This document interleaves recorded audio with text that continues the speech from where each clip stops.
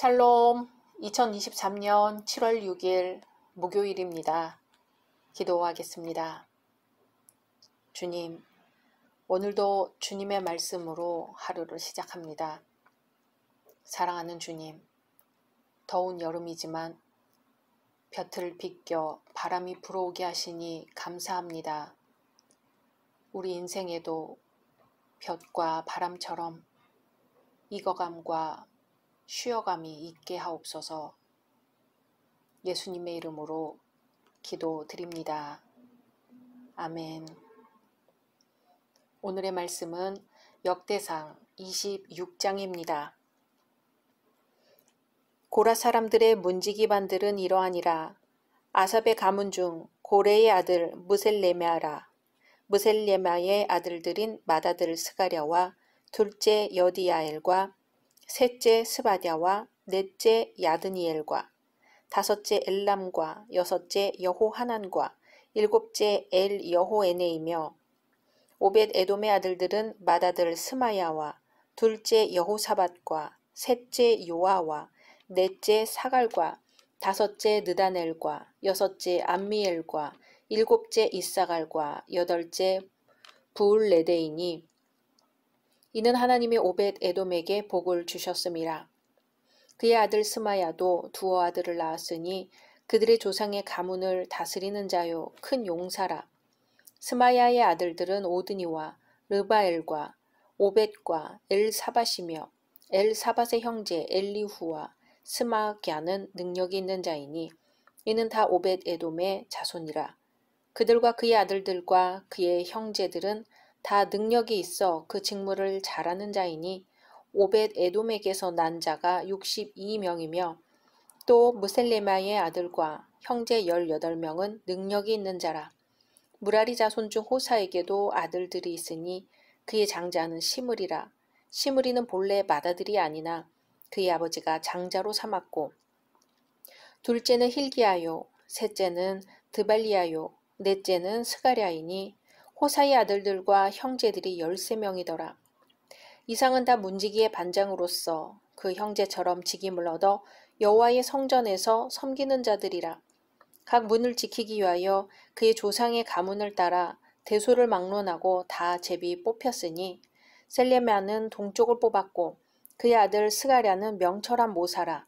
모사를 위하여 제비 뽑으니 북쪽을 뽑았고 오벳 에돔은 남쪽을 뽑았고 그의 아들들은 곳간에 뽑혔으며 숫빔과 호사는 서쪽을 뽑아 큰 길로 통한 살레겟 문 곁에 있어 서로 대하여 파수하였으니 동쪽 문에 레위 사람이 6이요 북쪽 문에 매일 4사람이요 남쪽 문에 매일 4사람이요 곳간에는 둘씩이며 서쪽 뜰에 있는 큰 길에 4사람 그리고 뜰에 2사람이라. 고라와 무라리 자손의 문지기의 직책은 이러하였더라. 레위 사람 중에 아히야는 하나님의 전 곳간과 성물 곳간을 맡았으며 라단의 자손은 곧 라단에게 속한 게르손 사람의 자손이니 게르손 사람 라단에게 속한 가문의 우두머리는 여히엘리라. 여히엘리의 아들들은 스담과 그의 아우 요엘이니 여호와의 성전 곳간을 맡았고 아므람 자손과 이스할 자손과 헤브론 자손과 우시엘 자손 중에 모세의 아들 게르솜의 자손 스브엘은 곳간을 맡았고 그의 형제 곧 엘리에셀에게서 난 자는 그의 아들 르하랴와 그의 아들 여사야와 그의 아들 요람과 그의 아들 시그리와 그의 아들 슬로못이라. 이 슬로못과 그의 형제는 성물의 모든 곳간을 맡았으니 곧 다윗 왕과 가문의 우두머리와 천부장과 백부장과 군대의 모든 지휘관이 구별하여 드린 성물이라. 그들이 싸울 때에 노력하여 얻은 물건 중에서 구별하여 드려 여호와의 성전을 계수한 일과 선견자 사무엘과 기스의 아들 사울과 넬의 아들 아브넬과 스루야의 아들 요압이 무엇이든지 구별하여 드린 성물은 다 슬로못과 그의 형제의 지휘를 받았더라. 이스라엘 자손 중에 그나냐와 그의 아들들은 성전 밖에서 이스라엘의 일을 다스리는 관원과 재판관이 되었고 헤브론 자손 중에 하사랴와 그의 동족 용사 1700명은 요단 서쪽에서 이스라엘을 주관하여 여호와의 모든 일과 왕을 섬기는 직임을 맡았으며 헤브론 자손 중에서는 여리야가 그의 족보와 종족대로 헤브론 자손의 우두머리가 되었더라. 다윗이 왕위에 있은 지 40년에 길르앗 야셀에서 그들 중에 구하여 큰 용사를 얻었으니 그의 형제 중 2700명이 다 용사요 가문의 우두머리라. 다윗 왕이 그들로 루벤과 갓과 므낫세 반지파를 주관하여 하나님의 모든 일과 왕의 일을 다스리게 하였더라. 아멘. 크고 작은 나라나 부족에는 집단을 움직이는 핵심 구성원들이 있습니다. 레위 지파는 이스라엘을 움직이는 핵심 집단이라 할 수 있습니다. 레위 지파는 중요한 임무를 부여받았음에도 불구하고 이스라엘의 사사시대나 왕정 초기까지는 보잘것없는 위치에 머물러 있었습니다. 그러나 다윗 왕이 이스라엘 왕으로 등극함에 따라 레위 사람은 백성 중에서 큰 영예를 얻게 되었습니다. 오늘은 특별히 성전 문지기의 24 반차를 소개합니다. 성전에는 문지기 직분이 있었는데요. 1절은 문지기 반들은 이러하니라 하고 나옵니다. 이는 성전을 지키는 문지기를 말합니다. 성전 문지기는 레위 지파 고라 족속 중 아삽의 자손들이 담당했습니다. 문을 지키는 일은 그것이 어떤 일과 연관되었든지 간에 매우 중요합니다. 국가의 방위로부터 성을 지키는 일이나 재산을 지키고 자신의 마음과 생각을 지키는 것 등이 모두 중요합니다. 어느 나라 어느 사회를 막론하고 중요한 처소에 들어가는 데는 여러 개의 문을 통과해야 합니다. 그리고 그 문마다 문지기가 있어서 출입자들을 점검하였지요. 그런데 본문의 문지기들은 성전으로 들어오는 통로를 지키는 일, 바깥문을 여닫는 일, 경배하기 위해 성전으로 나온 자들을 인도하는 일뿐만 아니라 부정한 자나 이방인의 출입을 금지시키는 일까지 감당했습니다. 이와 같은 성전 문지기는 제사를 드리는 제사장이나 기타 사역자들을 도와서 하나님의 일을 감당했습니다. 그리하여 이들은 제사를 드리는 제사장이나 찬양하는 자들보다는 못한 자같이 여겨지기 쉽습니다. 그러나 시편 기자는 이러한 생각을 일축합니다. 시편 84편 10절에 내 하나님 문지기로 있는 것이 좋사오니 라고 하면서 주의 성전을 가까이 하는 일의 귀중함을 노래하였습니다. 성전 문지기는 천국의 문지기입니다. 그러므로 하나님 나라의 문지기, 이스라엘 성전의 문지기는 행복한 사람입니다. 왜냐하면 하나님을 가까이 할 뿐만 아니라 그의 영광스러운 집에 거하기 때문입니다. 우리 성도들도 성전 문지기입니다. 우리를 통해 불신자들이 하나님 나라로 들어갈 수 있으니 얼마나 귀한 성전 문지기인가요? 성전 문지기의 직무는 매우 중요했습니다. 이들은 거룩한 직무를 감당할 수 있는 능력이 있어야 했습니다. 문지기로 부름받은 자들이 큰 용사요, 능력이 있는 자요, 직무를 잘하는 자들이었다는 점은 매우 주시할 만합니다. 오늘날에도 왕국 문지기들이 상당한 외모와 당당한 체격을 가지고 있음을 볼 때 하나님의 성전 문지기의 용모와 능력을 짐작할 수 있습니다. 또한 문지기들 중 어떤 자는 지혜로운 상담자였다고 합니다. 이는 문지기들이 힘과 용기, 뛰어난 결단력을 가지고 각기 그 역량대로 일하도록 문지기 직무에 배치되었음을 보여줍니다. 이것은 하나님의 일을 맡은 자들에게는 하나님께서 그 직무를 감당할 수 있는 능력을 주신다는 사실을 알 수 있게 합니다.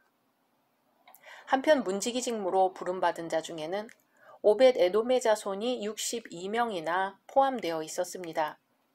우사가 여호와의 궤를 옮기는 과정에서 죽자 다윗은 여호와의 궤를 오벳 에돔의 집에 보관하도록 했지요. 여호와의 궤로 인하여 우사가 죽은 것을 알고 있는 오벳 에돔이 여호와의 궤를 보관했다는 것은 대단한 일입니다. 그런 면에서 오벳 에돔은 하나님이 기뻐하실 만한 사람이었고 문지기가 된 그의 후손들은 하나님의 법궤를 경건하고 기쁘게 받아들인 자의 자손이었습니다. 오벳 에돔의 가문이 번성하고 하나님의 성전을 파수하는 직무를 맡게 된 것은 작은 일에 충성된 자가 큰 일에도 충성할 수 있다는 것을 보여줍니다. 오벳 에돔은 전에 자기 집에 있는 법궤를 충성스럽게 지키더니 이제는 그의 자손들이 하나님의 성전을 지키는 자들로 부르심을 입은 것입니다. 문지기들도 제사장들이나 찬송하는 자들과 마찬가지로 제비뽑기로 그 직무와 반차를 결정했습니다. 어떤 이는 좋은 자리에 배치되었고 어떤 이는 좀 못한 자리에 배치되었을 것입니다. 그러나 그들은 자신이 뽑힌 자리에서 묵묵히 일을 감당했습니다. 하나님께서는 우리의 생각과 정반대되는 것을 명령하실 때도 있습니다. 그러나 우리는 이러한 때일지라도 하나님께 순종해야 합니다. 이러한 신앙이야말로 하나님의 직무를 맡은 자가 갖추어야 할 중요한 요건입니다. 레위 자손처럼 성전의 문을 지키는 일도 중요하지만 우리 마음의 문을 견고하게 지키는 일은 더욱 중요합니다. 하나님께서는 자신의 마음을 잘 다스리는 자는 성을 빼앗는 용사보다 낫다고 말씀하십니다. 우리의 심령을 침투하려는 원수를 막기 위해서는 마음의 문을 잘 지켜야만 합니다. 성도는 어떠한 핍박과 시련 속에서도 신앙을 지키는 자들입니다. 성전을 지키는 문지기들이 전을 거룩하게 파수하듯이 성도들은 예수님을 맞이할 때까지 신앙의 정절을 지킴으로써 그 사명을 감당해야 합니다. 성전 문지기들을 소개한 후 이어서 성전 창고 관리에 직임을 맡은 사람들이 나옵니다. 성전과 관련된 레위인의 직무가 세세한 곳에까지 미쳤던 것이지요. 창고직이 역시 별로 중요하지 않은 것처럼 보일 수 있습니다. 하지만 제사에 사용되는 거룩한 도구들을 보관하는 여호와의 전 곳간을 맡은 자들과 하나님께 구별하여 드린 성물을 보관하는 성물 곳간을 맡은 자인 창고 관리자의 헌신적인 봉사가 없다면 예배가 제대로 집행될 수 없을 것입니다. 이들이 거룩하게 보관한 거룩한 도구로 제사장들은 하나님께 무리 없이 제사를 드릴 수 있었으며 이들이 보관한 각종 보화들로 하나님의 전을 아름답게 꾸밀 수 있었던 것입니다.